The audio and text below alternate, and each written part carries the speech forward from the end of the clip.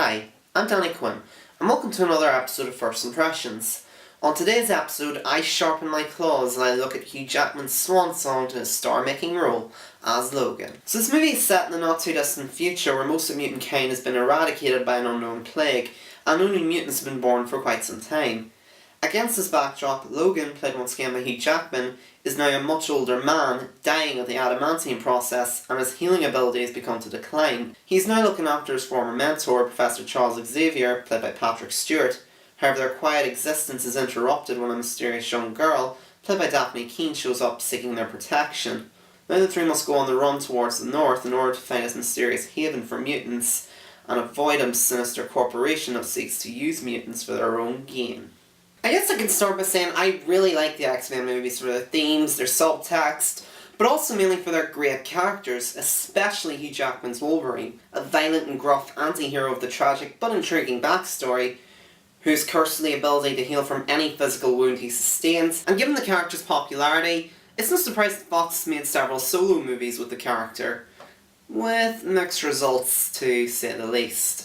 X-Men Origins was a failed attempt at telling Wolverine's backstory that ironically had no character development whatsoever. It featured a rushed narrative, a messy plot, too many mutants, lousy special effects even for the time, awful action scenes, and to top it all off, it ruined this guy. And then a couple of years later came The Wolverine in 2013, which was a pretty big improvement over X-Men Origins. It had much better action, the story was a bit more intriguing, but it still wasn't perfect. It did sort of suffer from feeling very compromised to get the PG-13 rating because, you know, box office and all. So we haven't gotten a truly great Wolverine movie up until this point. We've gotten a couple of really good X-Men movies within minutes, but never a truly great solo Wolverine movie. They've either been okay, good, or just plain shit. Which is why it pleases me to say that this is probably the best Wolverine movie we've gotten to date. It's a very dark and emotional, occasionally funny and heartwarming, but overall very downbeat movie. It's been quite heavily publicised that this is going to be the last time that either Hugh Jackman or Patrick Stewart are going to be playing their iconic roles. And really they could not have picked a better movie to go out on as their swan song. It's overall really solid on a directing level. James Mangold, who also directed The Wolverine, returns for this movie, and he really outdoes himself, creating a much more of a western kind of film, with the great use of colour, cinematography and camera techniques. And another touch I quite like is that even though this movie is set in the not too distant future, it doesn't have any real over-the-top technological advances, there's no flying cars or anything. It almost looks very close to what our society looks like nowadays. While the movie is overall quite uncompromising and brutal for the most part, there are the occasional moments of humour that work quite well. They don't feel very forced into the movie. And they could have felt very forced into the film. But make no mistake, this is a very dour and grim kind of movie. And there's a real air of hopelessness throughout it. And I think it also helps that the movie is free from the constraints of the PG-13 rating, so when Wolverine kills people, it's actually quite bloody and violent, which is something I think we've all wanted for some time now. And whenever Wolverine gets hurt or injured in this movie, his injuries are quite bloody and at times genuinely gruesome. And the acting overall is astonishing. I mean, let's face it, Hugh Jackman is Wolverine. He really owns the character, and you can really tell he loves playing the character.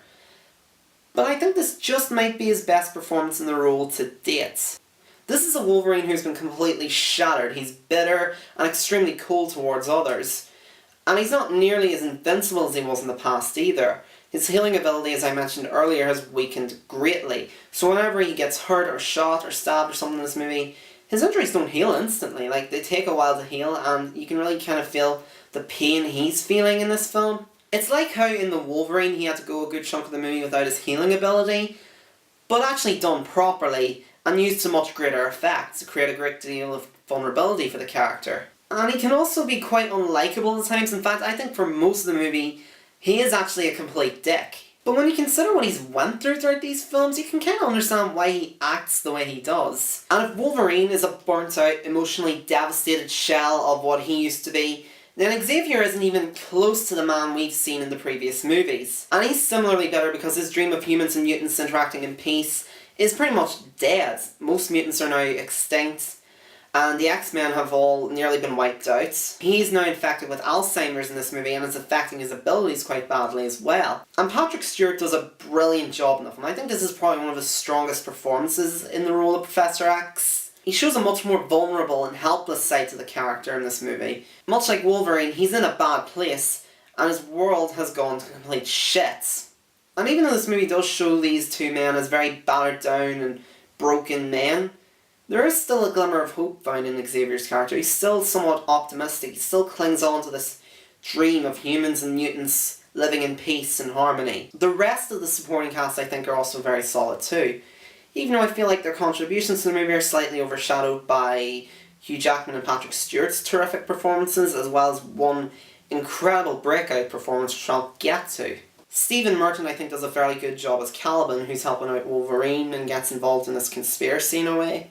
And Boyd Holbrook makes for a delightfully smarmy and slimy villain, as does Richard E. Grant playing the head of this corporation that's out for this girl that Wolverine's looking after. As for Daphne Keane, newcomer playing the role of Laura, she's brilliant in the movie. She shares something of a strong link with Logan, even though he doesn't see it at all initially. She doesn't speak much in the movie, but whenever she doesn't speak, she's still really good. She can really emote with her eyes, her facial expressions. You can really tell if she's happy, sad, or angry, or behaving quite childlike and innocent in a way as well, even though she is really a bit smart for her age, in a way. She's kind of like if you crossed Eleven and the Feral Kid, and her interactions with Wolverine do serve as some of the movie's main highlights. Now, I can't think of very many problems in the movie, except for maybe the slow pacing in places. Laura does come across a little inconsistent. She's very childlike and innocent, but she's somehow very smart and able to look after Wolverine. And I think some people might find Wolverine to be a real prick in this. But aside from that, I really liked Logan. I thought it was a brilliant send-off for the character. It's brilliantly acted, very well shot, excellently directed, very emotional, funny, and also quite heartwarming as well. The action scenes are intense and complemented by the higher rating.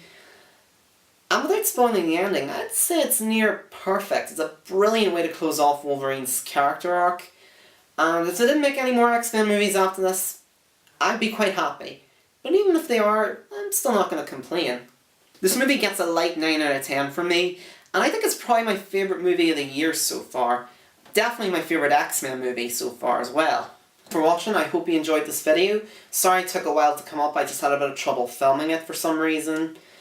And I'll be back soon with a review for Kong Skull Island. Thanks for watching, I'm Danny Quinn. Have a pleasant day.